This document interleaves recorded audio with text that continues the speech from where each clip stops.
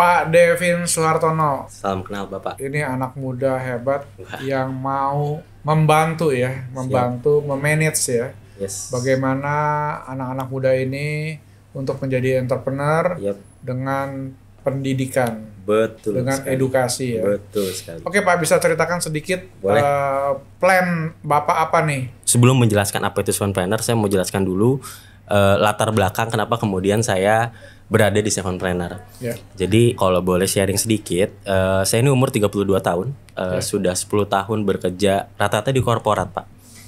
Mengawali karir dari mulai staff, kemudian jadi manajer, kemudian puji Tuhan diberikan kepercayaan untuk menjadi director di salah satu perusahaan advertising TBK di Indonesia.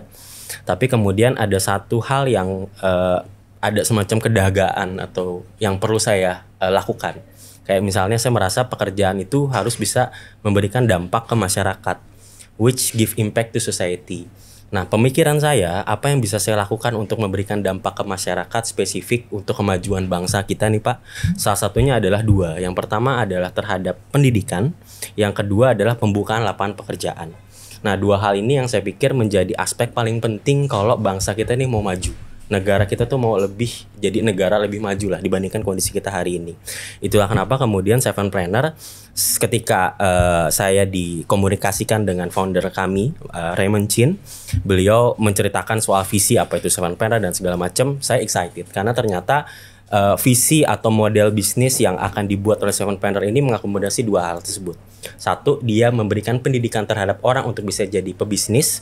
Yang kedua, ujung-ujungnya ketika dia sudah melewati proses pendidikan ini, dia bisa menjadi seorang pebisnis atau wirausahawan, yang mana nanti ujungnya bisa membuka lapangan pekerjaan. Nah, ini kayak satu dayung dua pulau terlampaui Pak. Jadi saya beli delivery terhadap education-nya. Pada saat education-nya bisa delivery, baru bisa si peserta-peserta atau pelajar-pelajar kita ini bisa jadi seorang entrepreneur yang nanti harapannya dia bisa membuka lapangan pekerjaan untuk bisa memberi manfaat ke lebih banyak orang. Itu kenapa kemudian saya merasa ini mimpi saya sebenarnya Sevenpreneur nih, karena saya pengen bisa kontribusi ke masyarakat, ke bangsa kita, dan dua alasan itu ya, dia pendidikan dan ujungnya adalah harus bisa membuka lapangan pekerjaan. Kira-kira seperti itu Pak. Welcome to SOS Podcast, tempat orang-orang hebat bicara.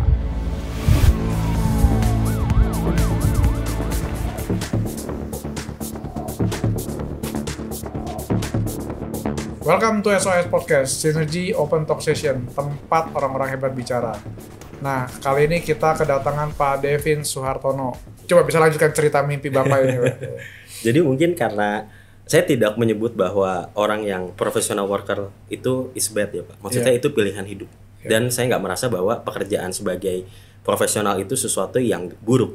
Tapi buat saya mungkin saya pengen step lebih tinggi lagi dibandingkan sekedar professional worker adalah gimana apa yang saya kerjakan itu bisa memberikan perubahan ke orang. Let's say misalnya kalau kita banyak lihat di media sosial hari ini Pak, kondisi hari ini tuh bisa dibilang cukup membuat khawatir. Kemarin saya baru lihat bagaimana orang-orang berbondong-bondong untuk cari event-event untuk lapangan pekerjaan di Cikarang sampai harus berduyun-duyun segala macam. Nah, saya pikir itu jadi keresahan yang membuat orang khawatir, nih Indonesia ini seperti ini kondisinya hari ini. Nah, makanya menurut saya yang paling penting adalah kita butuh lapangan pekerjaan. Dan daripada kita harus mencari lapangan pekerjaan, kenapa kita nggak membuka lapangan pekerjaan? Menciptakan lapangan. Betul. Which menurut saya menjadi entrepreneur bukan hanya melulu bicara soal modal, tapi bicara entrepreneur adalah berbicara soal mental, Pak. Jadi kalau dibilang apakah semua orang bisa jadi entrepreneur? Bisa menurut saya. Itu kita buktikan dengan banyaknya peserta yang sudah melewati program kami. Ya namanya seleksi alam pasti ada yang berhasil, ada yang enggak. Tapi at least mentalitas seorang entrepreneur dia sudah punya. Mental entrepreneur kan basically dia bisa berpikir inovasi dan dia bisa berpikir struggling gitu. Jadi kayak bisa punya satu titik di mana zona nyaman dan inovasi dan entrepreneur tuh harus bisa nggak bisa berjalan berdampingan Pak. Jadi kalau lu mau berkembang ya lu harus tinggalin zona nyaman lu. Kalau lu nggak mau tetap di zona nyaman lu nggak akan bisa berkembang. Nah hal-hal ini yang saya pikir salah satu fundamental yang kita deliver di programnya kita. Jadi kita punya 7 framework Pak, 7 step dari orang untuk menjadi entrepreneurship itu harus seperti apa. Nah salah satu step pertama yang harus dilewati adalah foundation, Yang artinya adalah lu assess dirimu dulu. Assess dirimu dulu, apa kelebihanmu, apa kekuranganmu, apa ketertarikanmu, apa visimu. Itu yang hal yang buat saya di awal dari sisi Sevenpreneur kita gali dari sisinya itu ya Pak. Jadi bagaimana dia menemukan dirinya dulu, baru bicara apa yang mau dia buat. Kira-kira begitu. Makanya kemarin ketika saya dapat cerita soal Sevenpreneur oleh Mas Raymond Chin, excited banget karena kayak jawaban saya, wah ini dia nih, big idea-nya saya suka, gitu Pak. Kira-kira 5 tahun ke depan ini bisnis apa yang Betul bakal bagus ya? Sebenarnya kalau menurut saya orang kan bisa macam-macam ya, punya pemikiran beda-beda. Betul. Kalau buat saya adalah bisnis yang paling bagus itu bisnis yang bisa beradaptasi sama perkembangan teknologi Pak. Perkembangan teknologi. Banyak yang menurut saya bisnis itu beresiko ketika sudah fase zona nyamannya. Justru ketika bisnis sudah merasa di zona nyaman, disitulah sebenarnya lampu merah tuh harusnya nyala. Makanya menurut saya inovasi jadi penting. Which dengan perkembangan teknologi yang sekarang buat saya hal-hal itu harus kita akomodasi dan kita pergunakan. Makanya apa bisnis yang paling maju adalah menurut saya bisnis yang dia bisa mengakomodasi yang tadinya bahkan produksinya itu konvensional bisa dikontekstualisasikan dengan teknologi. Kita banyak Pak kerjasama dengan beberapa partner yang sebenarnya pemberdayaan ke petani, kemudian pemberdayaan proses-proses produksi yang sesungguhnya itu konvensional, tapi diintegrasikan dengan big data, dengan AI, wis bagus. Makanya kalau kita lihat hari ini Pak, 10 orang terkaya di dunia itu udah tokoh-tokoh teknologi semua. Dulu kan kita masih lihatnya ya tokoh-tokoh yang bisnis-bisnis yang mengambil dari sumber daya alam gitu ya. Tapi sekarang udah bergeser. Di mana orang yang bisa adaptasi sama teknologi dia bisa survive. Yang kedua buat saya edutech sih Pak. Edutech kayak Sevenpreneur. Karena buat saya pendidikan itu education. Tapi again saya sambungkan education dan teknologi. Jadi buat saya pendidikan tuh nggak pernah. Kalau kita bilang dia ada sebuah bisnis iya. Tapi buat saya suatu hal yang nggak mungkin bisa hilang. Karena bagaimanapun orang selalu butuh dididik, orang selalu butuh buat bertumbuh. Makanya pendidikan jadi penting. Dan buat saya lembaga-lembaga formal apakah bisa beradaptasi dengan semua itu? Kita harapkan bisa. Tapi kehadiran entitas-entitas seperti kami, Sevenpreneur sebenarnya banyak Pak. Selain kami pun banyak. Tapi buat saya kalau kita bisa menjadi alternatif dari lembaga-lembaga formal pendidikan untuk mengatasi permasalahan itu, buat saya jadi lebih penting gitu. Karena kita bicaranya kan toh bukan kuantitas ya, kayak berapa banyak orang bisa ditampung tapi segala macam, tapi kita harus bisa kasih model model pendidikan yang lebih adaptif dan lebih fleksibel. Kemarin kita banyak datang ke kampus-kampus Pak, beberapa kampus yang berniat kolaborasi dengan kita. Banyak kampus-kampus swasta, kampus-kampus negeri itu justru membutuhkan entitas-entitas seperti kami agar tokoh-tokoh yang dari luar nih, tokoh-tokoh industri ini bisa tap in ke mahasiswa. Karena justru itu yang dibutuhkan, pengalaman teknis di luar, real situation segala macam. Nah, which Sevenpreneur bisa memberikan itu. Makanya salah satu target kami adalah gimana kita bisa kolaborasi dengan mahasiswa. Bahkan nggak melulu soal apa yang bisa kita dapat dari mereka, profit segala macam itu belakangan buat kami. Tapi kami fokus pada yang tadi, pendidikan dulu. Kita beli edukasi ke mereka segala macam. Jadi kalau menurut saya tadi teknologi, kedua edutech. Peran teknologi AI, blockchain atau big data saat ini bagaimana nih Pak? Sebenarnya satu soal AI Pak. Ini saya mengalami sendiri gimana AI bisa membantu dalam konteks pekerjaan.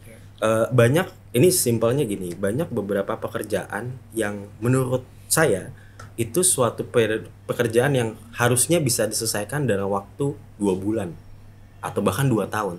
Tapi dengan AI kita bisa beresin hanya dalam waktu 2 jam atau bahkan 20 menit.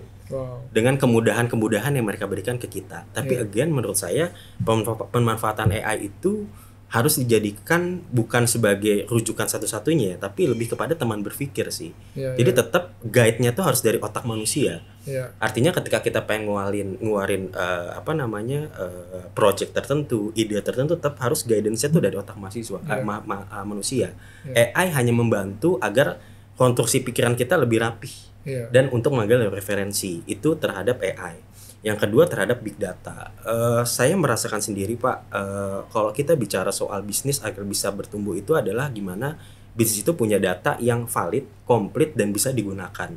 Nah buat saya kalau kita mau survive dengan bisnis kita, ya tanya konsumen kita. Nah gimana cara kita mengolah apa yang menjadi kebutuhan konsumen kita? Big data bisa membantu soal itu. Kalau spesifik, kalau saya boleh cerita di kantor saya juga di advertising Pak. Salah satu yang menarik yang harus menjadi tolak ukur adalah profiling audience Pak. Jadi gimana kita bisa identify market kita itu sukanya apa, atau market kita itu siapa, bahkan sampai sefundamental itu agar kita bisa tahu pada saat kita menyediakan produk ke mereka itu mereka butuhkan. Langsung nyambung langsung ya? Connect gitu Pak, langsung connect. Betul. Betul. Karena saya percaya brand itu positioning brand itu pasti nggak bisa mengakomodasi semua target market Pak. Harus clear, spesifik. Misalnya Sevenpreneur, siapa target marketnya? Itu harus jelas. Dia nggak mungkin bisa positioning Sevenpreneur itu bisa mengakomodasi semua orang, itu nggak mungkin. Dia harus clear siapa target marketnya agar ketika bahkan sampai di level pesan marketingnya pun jadi sesuai. Nah, big data menjawab soal itu. Kira-kira gitu. Memudahkan kita untuk menganalisa, mengobservasi, bahkan memutuskan keputusan-keputusan bisnis yang strategis. Kalau mengenai blockchain hampir serupa sebenarnya Pak. Tapi saya mau fokus yang tadi tuh kayak soal target audience. Di kami itu ada di istilah marketing itu namanya ROAS, Return on Ad Spend. Jadi gimana ketika budget marketing itu harus sesuai dengan selling produk yang bisa didapatkan. Misal Sevenpreneur dia mengspending kan 10 juta misal Pak. Nah, apakah nilai marketing 10 juta itu bisa terkonvert dengan produk yang didapatkan? Jadi berbanding lurus lah. Nah, sosial media, big data, dan hal tadi itu tuh membantu kita memastikan bahwa ROAS itu bisa terdeliver. Karena exactly pesan marketing yang kita kirimkan itu sesuai dengan apa yang memang mereka cari gitu Pak. Algoritma. Itulah kenapa kalau kita lihat di Instagram, di sosmed kok perasaan kita baru tadi ngobrol, tapi pas kita buka handphone muncul yang kita obrolin. Itu kenapa? Saya mau tanya tadi Pak. Itu dia bisa rekam suara kita atau gimana? Enggak Pak, itu algoritma. Tanpa kita sadari, kita punya kecenderungan untuk mengakses informasi yang kita mau. Gitu. Itu nggak kita sadari Pak. Bahkan dari saat kita berselancar di medsos, kita berinteraksi segala macam, tapi via digital ya, itu ke record. Dan somehow nyata bisa ke deliver. Maksudnya ketika saya lagi cari properti misal Pak. Saya lagi cari properti, kemudian tiba-tiba keluar, semua properti muncul. Padahal saya baru ngomong tadi malam sama istri saya misalnya. Besok pagi pas saya berangkat kerja sambil nyetir mobil, loh kok properti semua di handphone saya. Nah, itu algoritma Pak. Nah makanya buat saya marketing hari ini tuh lebih mudah. Buat kita deliver pada target audience yang tepat. Kalau kita mau cari ada namanya Google Analytics, Instagram menyediakan fitur itu pula Pak. Very easy sekarang untuk kita jualan produk buat saya kalau kita berbicara dengan digital. Nah, salah satu yang kita lakukan di Sevenpreneur adalah membantu soal itu. Jadi selain memberikan knowledge normatif soal kenali diri sendiri, kan kalau entrepreneur kan kita bicara soal mencari solusi. Kita identifikasi masalah, cari solusinya apa, dan itu bisa jadi bisnis. Nah, di Sevenpreneur kita bukan hanya kerangka framework atau kerangka pikir yang kita deliver kepada peserta kita, tapi juga kita berikan knowledge yang diperlukan untuk bisa menjalankan bisnis. Jadi nggak hanya aspek normatifnya aja Pak, kan banyak event-event tanpa menyebutkan atau menyudutkan siapapun, banyak program-program bisnis tuh lebih banyak di sharing value only. Jadi ketika datang tuh merasa bersemangat, merasa senang, tapi ketika pulang bingung. Jadi gue harus ngerjain apa ya? Kira-kira gitu. Nah, Sevenpreneur enggak. Kalau saya bilang Sevenpreneur tuh punya 7 step yang saya bilang satu tempat di mana kalian bisa belajar semua hal. Karena kita berikan bukan hanya tataran normatif, tapi juga sampai di level teknis. Kita deliver terhadap bagaimana cara bikin marketing yang bagus, gimana cara menjalankan bisnis operation yang bagus, gimana cara bikin produk, dan seterusnya itu kita berikan dalam satu program yang sama. Makanya kita sebut, kita tuh bukan bootcamp tapi program. Intensif kelas selama 4 minggu, itu benar-benar peserta kita pastiin bukan hanya ngerti bisnis, tapi ngerti gimana cara jalanin bisnis. Penting tuh ya. Betul Pak. Penting. Karena banyak orang sekarang coba-coba, habis gitu bangkrut, habis gitu kapok. Betul. Mendingan gue kerja lagi. Padahal kalau sudah tahu guidance-nya, betul. Dia kalaupun melesetnya nggak terlalu jauh. Betul. Itu yang diajarkan oleh Sevenpreneur ya. Betul. Dan kita applicable. Workable betul. Yes. Karena berdasarkan pengalaman, bahkan Bapak juga mau kerjasama dengan Sinergi ya. Betul Pak, senang banget bisa orang-orang yang sudah senior. Itu dia. Bagaimana memindahkan pengetahuan mereka kepada anak-anak mahasiswa. Jangan berpikir untuk bekerja, tapi berpikirlah menjadi entrepreneur. Supaya negara ini kalau makin banyak entrepreneur, makin maju. Ya kan? Jadi yang kerjanya tetap ada. Betul. Kalau semuanya entrepreneur, yang kerja siapa? Ya kan? Mesti matching gitu kan. Betul, Pak. Kalau Betul.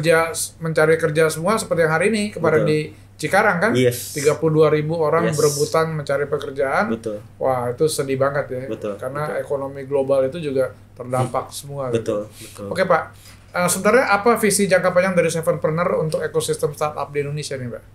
Sesungguhnya adalah targetnya jelas Pak, Sevenpreneur harus melahirkan entrepreneur. Iya. Kalau kita bicara kuantitas, kita punya target, kita mau improve. Kalau sekarang kan jumlah persentase orang yang menjadi wirausaha itu 3% Pak, dari keseluruhan. Iya. Kita pengen improve 3% itu jadi di angka belasan Iya. persentase lah. Iya. Artinya semakin banyak orang yang menjadi entrepreneur, maka semakin banyak lapangan kerja terbuka. Iya. Ini jadi targetnya kita. Iya, iya. Sesungguhnya apakah ada spesifik jumlah yang kita harapkan 10.000, 20.000? Enggak, tapi kita pengen sebanyak-banyaknya mungkin semua kesanggupan yang kita bisa untuk bisa melahirkan tadi entrepreneur sebanyak-banyaknya. Iya. Makanya kita sangat terbuka untuk kolaborasi dengan siapapun Pak, dengan Iya. lembaga informal, dengan sinergi. Iya. Senang banget apalagi kalau saya tahu sinergi ini kan satu wadah yang mengumpulkan basically pebisnis Pak, multi generasi lah. Iya. Nah kami dari anak muda sesungguhnya senang banget kalau misalnya kita bisa diberikan bahkan bukan hanya wejangan tapi kayak cerita real gimana sih teman-teman atau bapak-bapak ibu yang sudah lebih senior ini membangun bisnis. Karena buat kami teori itu kan kesimpulan dari masa lalu. Iya. Nah saya berpikirnya adalah pebisnis yang generasinya bisa lebih lama itu bisa memberikan teori-teori yang kesimpulan-kesimpulan dari masa lalu itu Pak. Iya, iya. Gimana survive-nya mereka, gimana struggle-nya mereka. Nah saya pikir Sevenpreneur pun ingin bisa menjadi ekosistem itu, mempertemukan dua generasi antara generasi muda dan yang lebih senior untuk bisa saling sharing. Iya. Jadi kita juga memang ruang yang sangat inklusif sekali Pak, open, terbuka. Makanya ketika kemarin Pak Ismet undang buat datang ke sini, dikonekin dengan pebisnis-pebisnis yang lebih senior atau bahkan seumuran dengan saya, senang banget. Kayak kebayang kolaborasi apa yang bisa terjadi. Tapi again, visi kita sama Pak, harusnya menjadikan Indonesia lebih maju lagi lewat entrepreneurship. Oke, terima kasih Sama-sama, Pak Devin, Pak Ismet. semoga sukses Terima kasih Pak. dan cita-cita luhurnya Amin. untuk memajukan anak-anak muda menjadi entrepreneur. Siap Pak. Oke, Pak Devin, terima kasih sudah Sama-sama, hadir Pak. di acara SOS Podcast. Sama-sama, Pak. Ini ada kenang-kenang dari sponsor kita dari Dexon. Pak. Siap.